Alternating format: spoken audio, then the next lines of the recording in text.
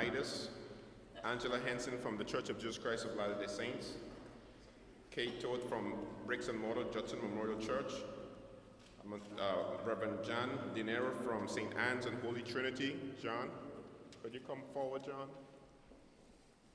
Reverend Stefford Stollard from Mosaic Baptist Church in Crown Heights. Could you come forward, Steph? Reverend Gwen Dinkle from the Pentecostal House of Prayer in Bed-Stuy. Come forward. Mark Appel and Rabbi Abe Friedman from Borough. So we would like to begin. Good morning. My name is Pastor Gilman Rose. I'm the Director of Faith-Based and Clergy Initiative for the Brooklyn Borough President. And thank you all for coming here. I'd like now to introduce to you the Brooklyn Borough President, Eric L. Adams. Thank you, Pastor Monrose, and I want to thank our faith leaders who came out to really join us in this conversation, my elected officials, and as well as our partner, our district attorney, who has been extremely clear on pursuing actions against those who participate in hate crimes. And our partners in this initiative, Jonathan Greenblatt from the ADL, the CEO of the ADL, and my good friend, I consider to be a brother in this pursuit, Evan Bernstein. Evan and I have met on several occasions and talked about this from my start of being here as the borough president. This is a real issue, and we are not going to solve the increase in hate in general, and in particular, the increase in hate crimes against Jewish New Yorkers and Jewish Brooklynites. And we can't just ignore it and act like it's not happening, because it is. And that is why we're going to take a series of steps. This is one of many steps that we're going to take to meet this head on. This fight must be met with a head-on mindset of addressing this problem. Brooklyn is a garden of diversity, and the weeds of hate, they have infiltrated this garden, and we can't just prune it away. We have to go to the core and to the seed where it lies to ensure that it won't continue to grow and continue to destroy and choke away all of the healthy flowers of diversity that we have in this borough. 47% of Brooklynites speak a language other than English at home. We have one of the largest Jewish populations outside of Israel. We consider ourselves to be the Tel Aviv of America, and if we can't deal with hate crime of Jewish constituents here in Brooklyn, then it's not going to be dealt correctly throughout this entire country. It starts here, it ends here, and how we handle it here will send the right message throughout the entire country. 52% of the crimes of hate crimes were targeted against Jews. 52% were targeted against Jews. And when you look at the numbers, they speak for themselves. When you look at an audit of anti-Semitic incidents study in 2017, it revealed that there was more than 200 reported anti-Semitic incidents in New York City. This is a 90% jump from 2016. From 2017 to 2016, there was a 90% jump in incidents. In 2018, 13 out of the 17 reported anti-Semitic assaults happened in Brooklyn. 13 out of the 17. This is becoming ground zero because of our Jewish population in this borough. People who prey on Jewish constituents have decided to come to the place where they pray.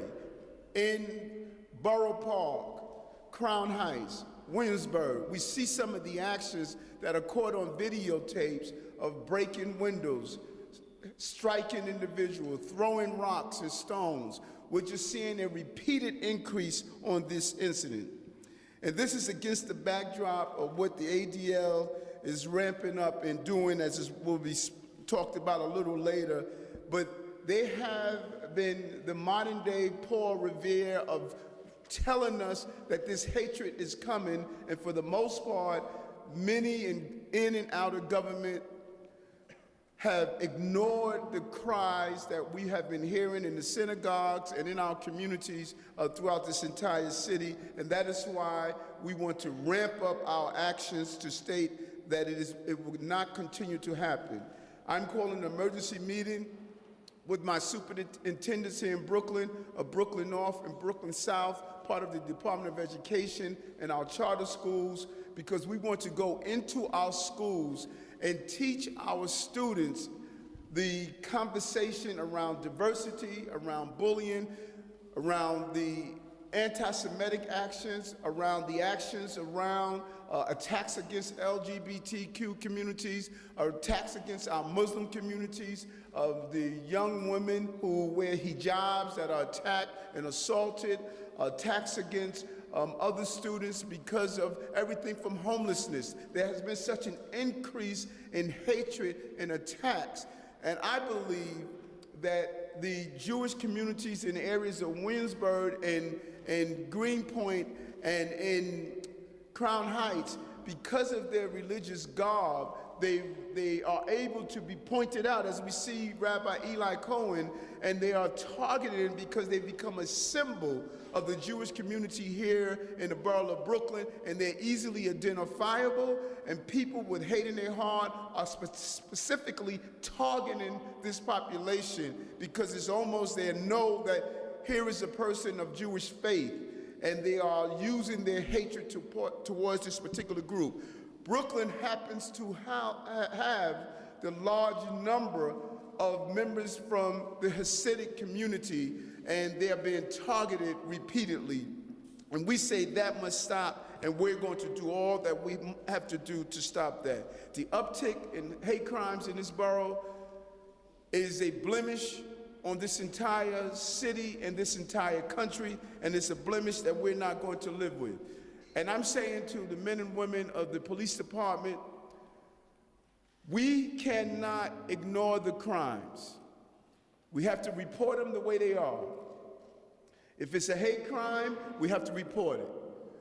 We can't sugarcoat it. We can't try to downgrade it. We have an excellent bureau within the police department, the Hate Crime Bureau, and I'm going to state that the only way we can properly identify and correct this is to properly classify it. I know there's a tendency to want the numbers not to be as high as they're supposed to be, but we cannot live in a cosmetic universe that we are living in a unified fashion. We must report them the way they are and then devise effective solutions to correct them. And so my hope today, to partner with the ADL and other organizations to come up with a clear direction of educating our children to understand the power of tolerance and how we live together. We must stop the increase in hate crimes in general, and specifically the increase among the Jewish people of this city. And we can't remain silent. We have been too silent around these issues, and we've all seen them. We've all have witnessed the attacks. We've all witnessed the breaking of windows in synagogues. We have all witnessed the writing of swastikas, the comments, the anti-Jewish comments on the subway stations, on buildings, on cars, on vehicles. We've all witnessed this. And we cannot remain silent. We saw what silence has done in the past. We cannot allow a repeat of that in the future, specifically here in Brooklyn and also in New York City. New York City must have a zero tolerance for hate, and that's why we're here today. And so, again, I want to thank all of our religious leaders and elected officials that are here today to talk about this issue. And I want to turn it over to our partner in this pursuit, Jonathan Greenblatt, the CEO of the ADL. Jonathan? So I just want to start by thanking Borough President Adams for that incredibly powerful set of remarks. His commitment on this issue is unambiguous and powerful. I also want to thank Pastor Monrose, his faith advisor, Evan Bernstein, who manages the ADL region, New York, New Jersey, and all the faith leaders who are with us today. There is no single place in America with a richer Jewish culture than Brooklyn. That culture stretches back far in time. The first Jew to settle in Brooklyn purchased land here in the mid-17th century. It's a culture that nurtures greatness. Sandy Koufax, Ruth Bader Ginsburg, even Larry David are among some of the notable Jews who grew up right here in Brooklyn. And it's a culture that leaves its mark on all of America. You can have a nosh at a Brooklyn deli in Spokane, Washington, or Birmingham, Alabama, as well as you can do it right here in Brooklyn.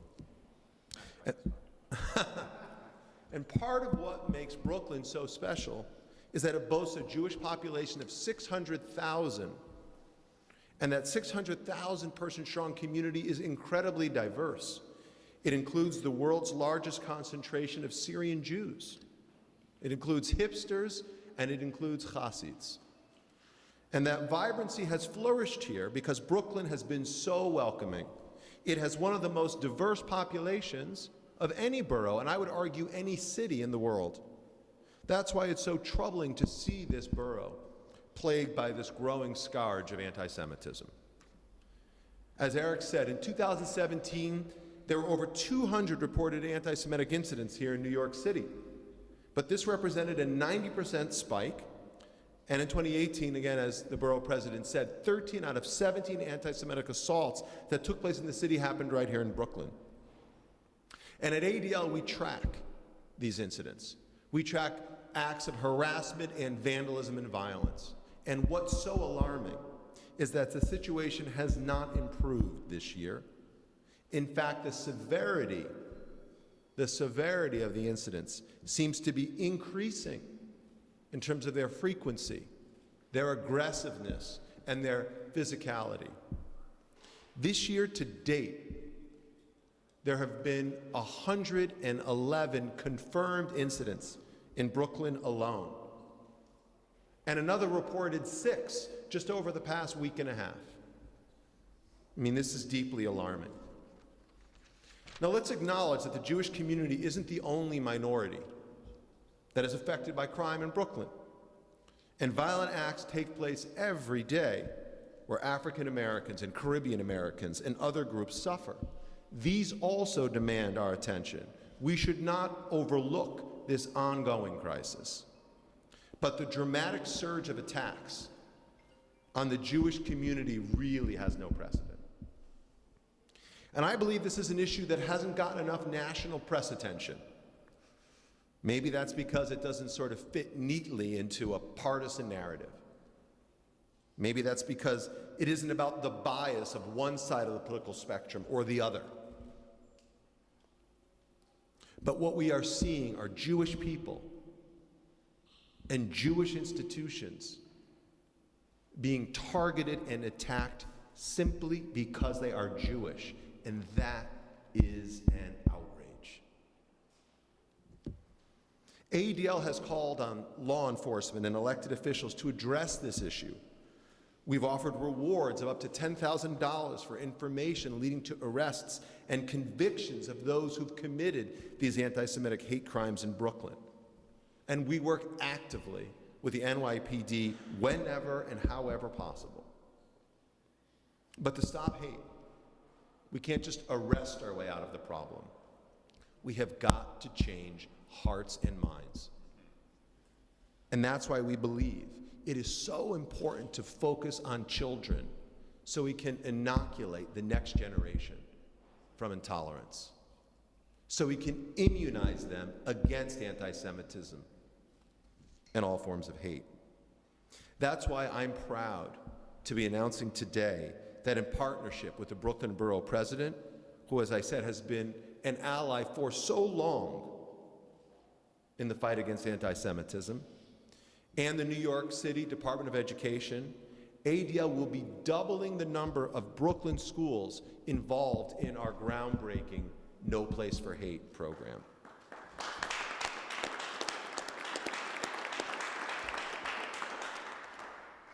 No Place for Hate, which has helped to promote tolerance in over 1,700 public and private schools nationwide in the past 20 years, it enables a school to incorporate ADL's anti-bias and anti-bullying resources within their existing curricular program. No Place for Hate is unique because it is largely student-driven.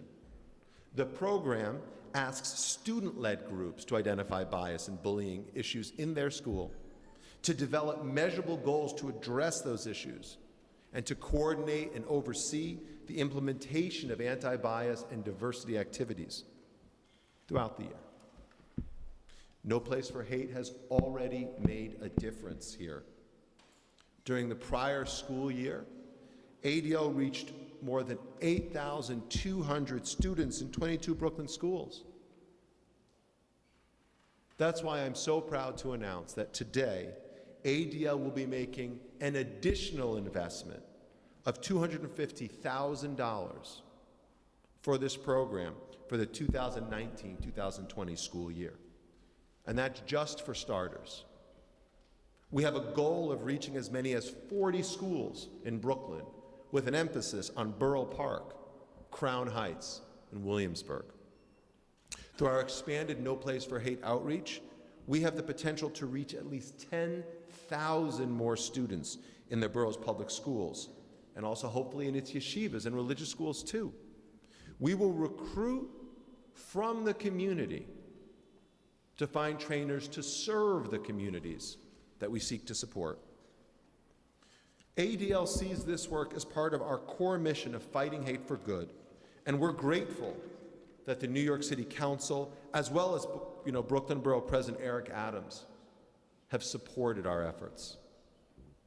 So I'm also pleased, really honored, to be joined here today by so many faith and community leaders. I mean, look around. This is the mosaic that is Brooklyn, as well as elected officials,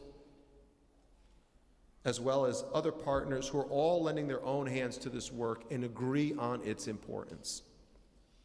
This alone won't stop hate.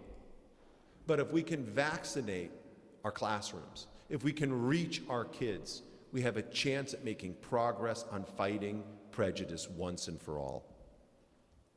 And together, as a community, as we collaborate, we demonstrate what it means to work toward cultivating a borough where everyone is welcome, where everyone can live and work, play, and ultimately pray without fear. That is the Brooklyn that the world knows and loves.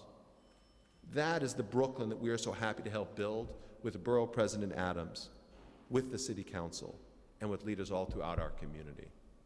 Once again, thank you.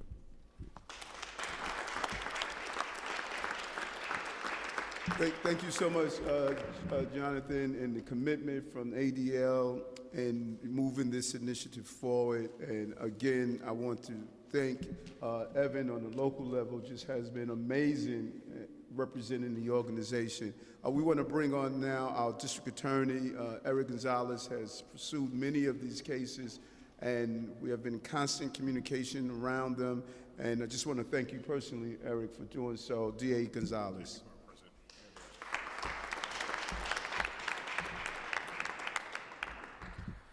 Good morning. I want to thank the Borough President, Eric Adams, and Jonathan Greenblatt from the Anti-Defamation League, and also my friend, Evan Bernstein, for making a critical investment in our schools, in education, and against all forms of bigotry. The beauty of the ADL is that while their core mission is to protect the Jewish people and teach about anti-Semitism and prevent it, they also care deeply about all forms of bigotry, and much of their education speaks to anti-Black hate, anti-LGBTQ hate, and their work is so meaningful because it's about tolerance. And I'm grateful to the elected officials who are here today, our stakeholders in our community, and of course our clergy from Brooklyn's diverse communities for being here today. We're standing with the borough president and the ADL against all forms of hate, in particular, these rash of despicable hate crimes and anti-Semitism against our Jewish community. Brooklyn is proud to have the second largest Jewish community in the world outside of Israel. That community is a stalwart, a part of Brooklyn. When many people fled Brooklyn in the 70s and 80s, what they considered the demise of the inner city, the Jewish community invested, built businesses, yeshivas, and shuls to make sure that the community would have a place to grow.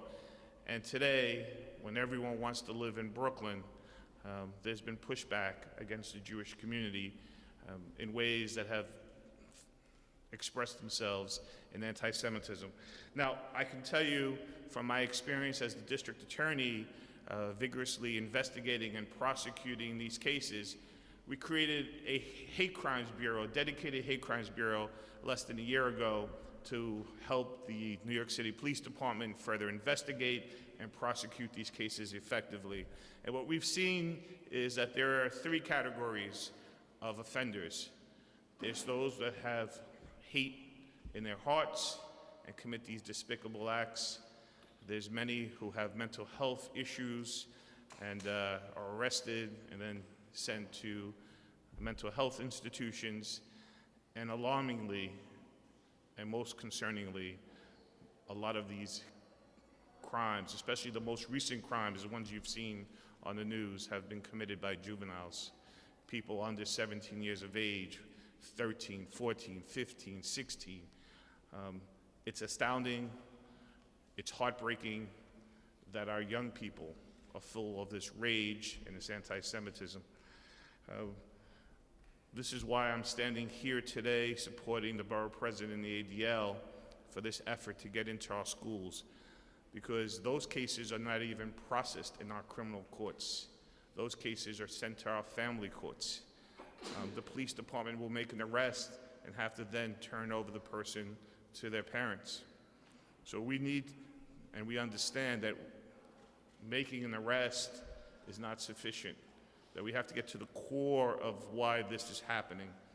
I think ignorance breeds hate, so therefore education is critical to battling bigotry and anti-Semitism, especially young people. It's a lot harder to select someone, to hate them if you know them, if you learned about their culture, if you understand where they come from. We've seen a number of SWAT sticker cases in Brooklyn, numbers that we have not seen years before. Some by children who don't even know what a SWAT sticker really means. When they've been arrested, we've held them accountable. And one of the ways that we've done that is by having some of these young people visit the Museum of Jewish Heritage, a living memorial to the Holocaust. And then we had them dealing and having a tour with an actual Holocaust survivor and have conversations with other Holocaust survivors. These young people, upon learning the history of the Jewish people through the Holocaust and all that they've been through throughout history, have come back appalled and embarrassed by their behavior. Yet they didn't understand this before they etched a SWAT sticker on a park bench or at someone's property, whether it's by chalk or any other means. So I am very optimistic that with further education, further anti-bullying training, further tolerance training, we can make a difference in a lot of the lives of these young people. I've spoken to our school chancellor, I've spoken to the UFT, I'm fully behind getting into this classroom with a tolerance training. My office will help volunteer assistant district attorneys to do some of this training and teaching in the classrooms to bring people together. We will continue to bring our community together. And to any offender out there, make no mistake, if you select someone for an anti-Semitic hate crime or any other hate crime in Brooklyn, you would be vigorously prosecuted and held accountable and go to jail. I want to thank the ADL and the borough president for putting this money behind the curriculum so that we can get to more classrooms. I think that if we don't address this issue with our young people, we're going to continue to see this. If we can prevent these young people from committing these acts, we'll be safer. And my final message is, to the Jewish community, I know that there's a lot of fear. There's fear of going outside, fear that you can't get from one place to another, that it's no longer safe in Brooklyn. I assure you that working with the NYPD, my office will do everything in its power to keep Brooklyn safe and to make sure these hate crimes are stamped out. Thank you. And I believe it's important to hear from one of the members of the Crown Heights community, Rabbi Eli Cohen, Executive Director of Crown Heights Community Center. Thank you, Borough President, and I really want to congratulate you, and you really have a great person in charge of this in the person of Pastor Gilman Rose. He's really a great guy, has done a great, really wonderful job. And I also want to congratulate the ADL on this work. Jonathan, you have the best of the best in Evan Bernstein, as really not only creating activity and putting together an initiative like this, but also in educating the world about the dangers and the issue of anti-Semitism. And I know he's a great speaker and a great traveler, and really, really wonderful work that's being done. And I know that this project is going to be successful because I have my own experience in this area. Jeffrey Davis, a district leader in Crown Heights and a close friend, and I went into a number of public schools last year and spoke to the children. We went to elementary schools, we went to junior highs, and we went to high schools. And more recently, we sat down on the floor and read with preschoolers and read Jeffrey's new book about his interaction with the Rebbe and how he learned from the Rebbe about love yourself and love your fellow.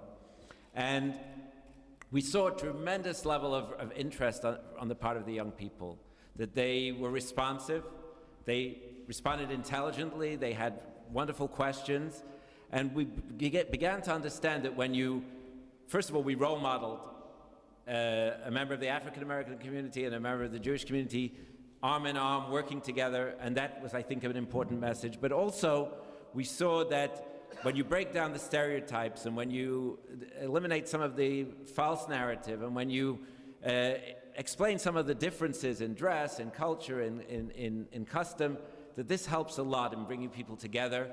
And it was a very, very positive experience. And I'm sure that this educational experience that's being announced today will go further in that way. And there is no place for hate. And I think that's a great message and one that will be well received.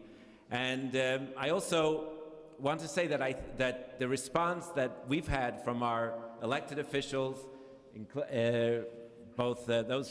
have Matthew Eugene, our council member here, and the other council members that represent Central Brooklyn, Laurie Cumbo and others, and leaders all the way up to the Attorney General of the state of New York, that whenever there has been an incident, the willingness of our elected officials to come out and make the statement that this is not who we are and not something that we can tolerate, this is appreciated. And the same is true of our clergy leaders from all across the different faiths that are represented in Brooklyn, that everyone has shown the willingness to come out and make the statement that hate is not who we're about. And last but not least, I want to say that the response from the district attorney and law enforcement and from the New York Police Department to take these cases seriously, to prosecute them appropriately, to deal with them at the root, and prevention also has been phenomenal. So it's a great response at all levels. The community is together, and I think that we will reach and change the hearts of our young people. Thank you, everyone. Thank you. Through this initiative. I want to acknowledge some of the electeds that are here, and if you want to speak with them after, many of them represent areas of Jewish population. Assembly Member Joe Lintor, Councilman Matthew Eugene, Senator Brian Kavanaugh, Councilman Brad Lander, and one of the activists in the Crown Heights area, Devorah Haberstein. And I just want to acknowledge their presence here as well. And I believe that it is so important that we build off of what the district attorney stated, that when you have people using symbols of hate without knowing the meaning of the symbols they are using, then it is clearly the actions of these young people in particular is rooted in the symptom and not the underlying cause of their behavior. They are in family and community structures that is really perpetuating some of this hate that we see. Young people don't come from their mother's womb hating Jews, hating gays, hating blacks, hating Muslims. They are learning it somewhere. And the only way we can counterbalance the education of hate that is played out on our streets is to have institutionalized reversing that hate inside our educational system. So the money we're putting in this program to educate from kindergartens to 12th graders, this seed is going to remove the seed of hate, the seed of violence. And so when you look at the ADL's book that they put out, The Good Fight, you flip through the pages and you see the uniformity of all groups experiencing some level of hate. If we ignore what is happening to Jewish residents in this city, it's only a matter of time before those rocks, those stones, those writings, those terms of hate is going to spill over to the Christians, it's going to spill over to the Muslims, it's going to spill over to the Sikhs, it's going to spill over to those who are from the LGBTQ community. We can't tolerate it anywhere. And the voices that should be speaking the loudest about anti-Semitism are those who are not Jewish. Because if we are silent, then we are placing our heads in the sand, and then it's only a matter of time before our communities are going to impact this same form of hate. Hate is hate. That is what we're attempting to stop, and that is why this initiative is important. Today is only the start of our extremely well thought out plan of addressing the issues of hate in this city. What seems to be coming from Washington, D.C. is spilling over throughout all of our states and all of our cities. New York City in general and Brooklyn in particular, we're stating is stopping here. We'll open the floor to any questions at this time. If I could ask the Borough President and Mr. Greenblatt, does your office plan to provide funding to the ADL initiative? And also, can you say what else is in the works for fighting anti-Semitism? Yes, we're going to also contribute money to this initiative. And the goal is, it's important to state, as the DA indicated, we can't arrest ourselves out of this problem, particularly when you have young people using symbols of hate and don't even realize what the symbols represent. The real irony here is when you look at the number of people who are participating in the crime and then the historical relationship with the Jewish community and the African American community. There's a long, rich relationship that the African American and Jewish community both have had for so many years. Jewish leaders marched with Dr. King. Jewish leaders were there in the beginning of the NAACP. There's a long, rich history.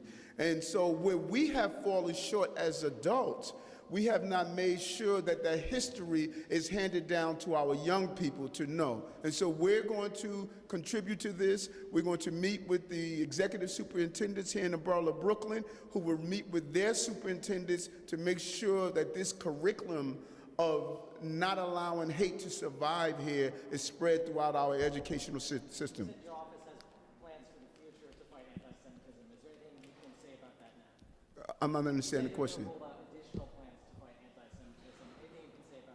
Okay, Our office did not start about doing this. We have a program here in Brooklyn every year that I've been in office called and celebrating our diversity International Day of Friendship, where we called in different groups to come here as well. We've been holding with our faith-based leader here in Borough Hall, meetings with all of our faith-based institutions, including the Jewish community. Our $1 million contribution to the Jewish Children Museum. So there's a history in Borough Hall, as long as I've been here, to put financial support behind the conversation and bring people into the conversation, and we're going to continue that. Jonathan? Yep. Mr. Green, if I can ask this. Sure. The educational program launched last year. Can you say how old the students are who are involved? How did you come up with the curriculum? Is it ADL staff who go into schools, that kind of thing? Yes, so ADL runs No Place for Hate all over the country. The program's been around for decades. The program has achieved proven results in different schools where it's been introduced.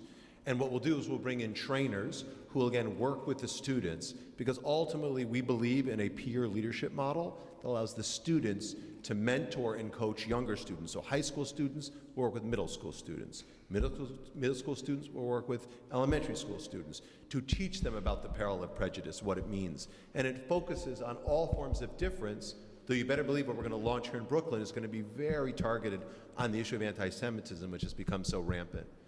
I would just say we're able to do this again because of support from the borough president. The New York City Council has also been supportive of this and given a grant, and we're committing our own resources to make this count, because ultimately, as you know, the borough president said, it may start with the Jews. It never ends with the Jews. And anti-Semitism is a harbinger of other things to come. So wrestling this to the ground, solving this problem, it needs to start right here in Borough Hall, and we have the leadership. And yet, this is why the faith communities are so important, because ultimately government alone can't tackle this. We need NGOs, faith leaders, and all people in the community locking arms to put this down. We have two questions, one here and then the gentleman from Israel. How many schools currently in Brooklyn have this program in their schools and are going through this curriculum, and how is it divided in terms of ages and age groups? I couldn't give you the age off the top of my head, but we have 22 schools in Brooklyn today that represents a total population of 8,200 plus students. That's who we're reaching right now. Ben? This is a question I think more from the borough president.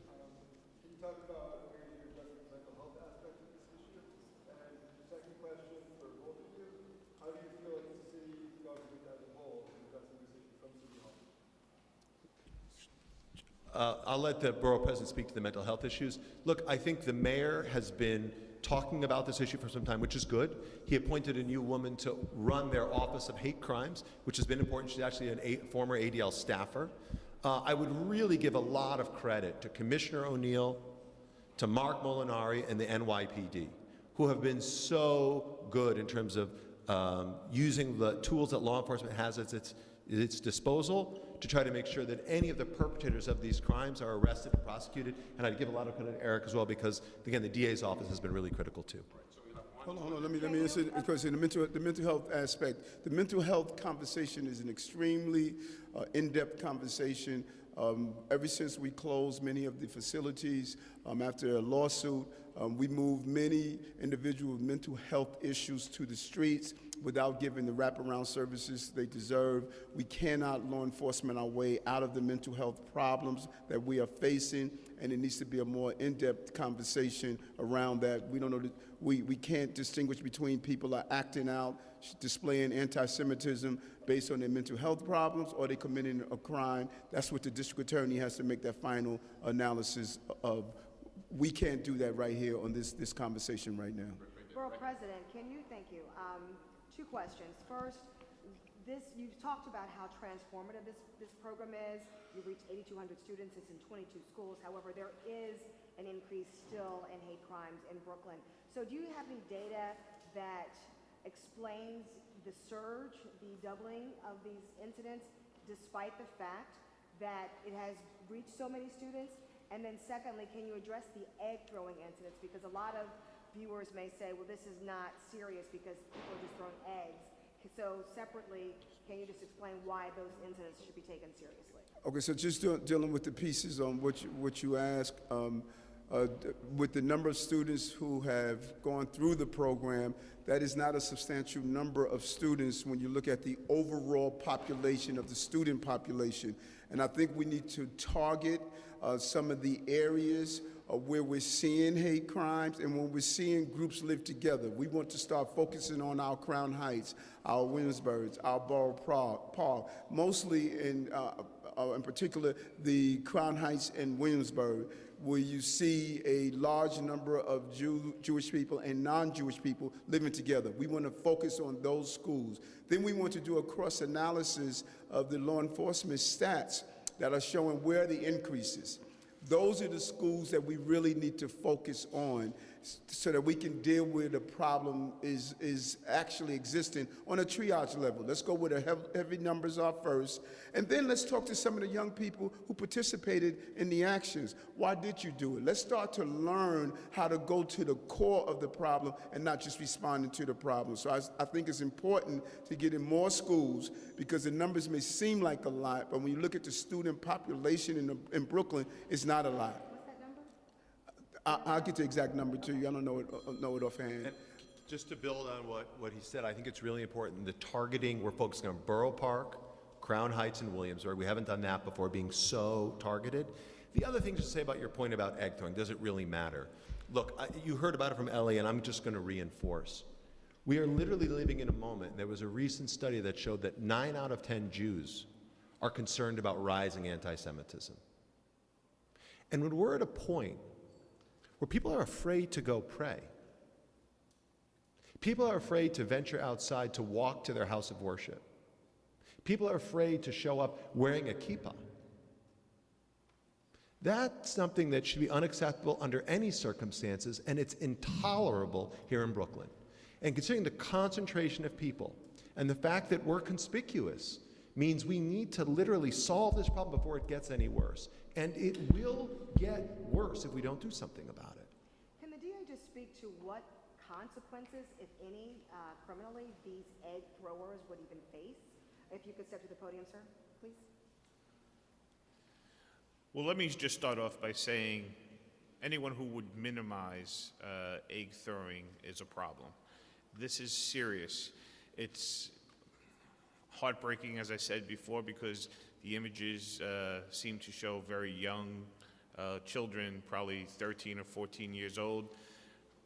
What most people don't realize is that those cases don't come into the criminal courts. They go to family court. And it's frustrating because it goes into a black box because adjudications in family court are sealed to the public. So no one even knows what the accountability often looks like unless you're in the court when it happens. So we have to figure out that piece. But what we do know is that education has to be the primary motivating factor in our family courts, that we have to make sure that those young people who even commit something like an egg throwing are given severe consequences for it so that others would learn. I believe in the cases where I've dealt with young people before raise the age implementation or some young people who are maybe just 18, that making them learn about the community that they harmed and trying to cause them to redress that harm. We've worked with Borough in the past to try to get some young people to be accountable, learn what they did, and then go and teach their fellow classmates about what they've done so that they would then discourage that. Because I think what happens is the borough president is completely right, that we've lost what binds us together. The Jewish community in Brooklyn has been a stalwart part of our community, has been very integral in fights for equality. And quite frankly, there is a lot of anti-Semitism. I think a lot of it relates to the issues dealing around gentrification, right? That this thought that the community is being gentrified and people are being forced out of their communities causes young people to also be fearful. And so we need to deal with that underlying thing. There's going to be a lot of different ways we address this issue. Education is a key component. Law enforcement and prosecution is going to be important. But our community-based organizations are also very important to make sure that we reach out and we bring people together. Hold on. Yes, go ahead, bro. Well, I really want to address this point about the eggs, if you don't mind for 1 second. First of all, I just want to say that we've had numerous teeth knocked out, we've had broken limbs, bruising. We're talking about several cases over the past year or so in Crown Heights where there have been serious physical injury. So we should not in any way diminish this. Secondly, if you're a business person out in a suit and a hat, walking down the street and you get eggs thrown at you, it's not two kids throwing eggs at each other on Halloween. This is talking about a few days after, and now your clothing is covered with egg. You have to go now change, lose your appointment. And there's a sense of intimidation that people are trying to affect by this kind of issue, of activity. So this is not something to be diminished at all. But I want to say also, though, that the Jewish community is very resilient, and we've heard a lot about fear and so on, and there is definitely a sense of concern, but I don't put it to the level of fear of people going out. We just had this last Sunday, I know people here from COL Live, which is a community news blog in Crown Heights, and they conducted a food day, and they went from restaurant to restaurant, 50 restaurants in Crown Heights. It's a budding place where people are visiting every day and every evening to enjoy really good food, and there's a lot of good kosher food in Crown Heights, so, and people are coming from all over the city to enjoy it. So it's not at the level yet where we're talking about fear of going outside, but it is definitely a level of concern, and it's important that we address it now before it goes further. Yes, sir. My question is for CEO Greenblatt. What do you think both religious and political leaders can do better in addressing these issues, not just here in the city, but also places like Hudson Valley and Rockland? It's a good question, and I'm glad you said that because the issues are certainly not limited to Brooklyn. We've seen these issues in Hudson Valley specifically. We've seen these issues in other parts of the city. We've seen these issues in New Jersey, where again, members of the Orthodox community are targeted. They are intentionally harassed and intimidated for the purpose of marginalizing them. And whether it's rooted in ignorance or it's from intention, I don't really care. What I care about is the impact on Jewish communities, on families and individuals. That being said, you know, look, I will go back to something that the borough president said, or that he alluded to. Racism isn't only his problem as an African American. It's my problem. And xenophobia isn't only a problem for those who are immigrants, or who came here as refugees. It's my problem, a person who was born here in the United States. And so I would say anti-Semitism isn't only a problem for the Jewish community. It's all of our problem. And so I think it starts when leaders lead. When they speak up and interrupt intolerance when it happens. And don't say, well, I won't say anything because that person is from my political party. Or I won't say anything because that person is not from my community. I mean, my friends, like the silence, as Dr. King said, the silence of our friends is deafening, or I'm paraphrasing, in the face of injustice. So I would say, whether you're a faith leader, whether you are a borough president or a school board president or the president of the United States, all of us have a responsibility to step up and speak out when hate happens on our watch, whether or not it affects us. Yes, sir. Just a quick follow-up. Do you think lawmakers in the Hudson Valley are doing that? I think that we need all of our elected officials to give this issue the kind of attention and focus that Borough President Adams has done right here in Brooklyn. We have two questions. Jacob and then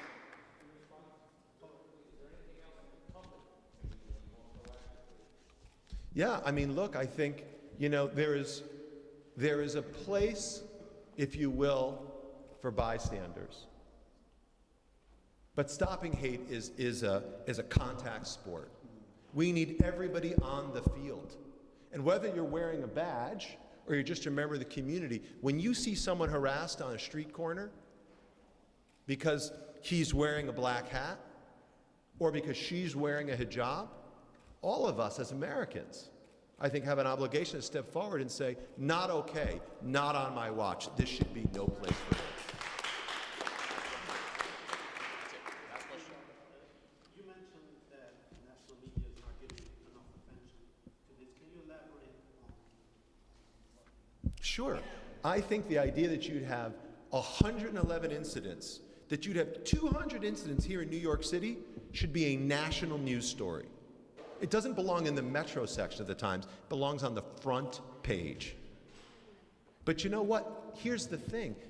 In the world we're in today that's so polarized and so charged and so political, everything needs to fit into a narrative. But you know what? I don't care how you vote.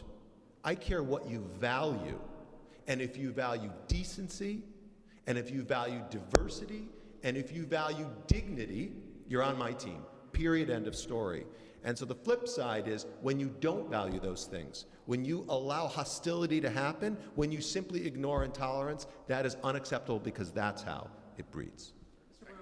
Yeah, and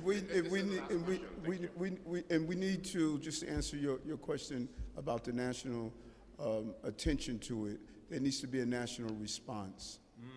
And that is what the ADL and I and the leaders here is, what is our national response? Because it's clear that something that may seem to be a spark should not have to turn into a blazing fire before we realize the severity of it. We want to deal with it on this level, and we want to have a response that can be duplicated nationally. At the heart of this issue is that we are seeing people who are living together not fully understanding each other, and we want to change that. Thank you very much. And I want to just also make it clear that while Brooklyn has had the majority of these hate crimes in the city, that the underlying factors that lead to this is citywide. What's causing hate is a problem that I believe stems from our national government downward. And when we say that this has not been handled as a national story, right? There's more in Brooklyn because this is the home of the largest Jewish community in the United States. But the factors that have led to anti-Semitism is something that really needs to be pushed out on a national level, because it's not just in Brooklyn. And anyone who thinks it's just in Brooklyn is mistaken. And so that is one of the things, as the Brooklyn DA, I'm going to make sure I do my part to fight it, but we need to make sure that it's handled across our country. Thank you. Thank you all for coming out. Thank you. Thank you. Thank you, Borough President. Yep.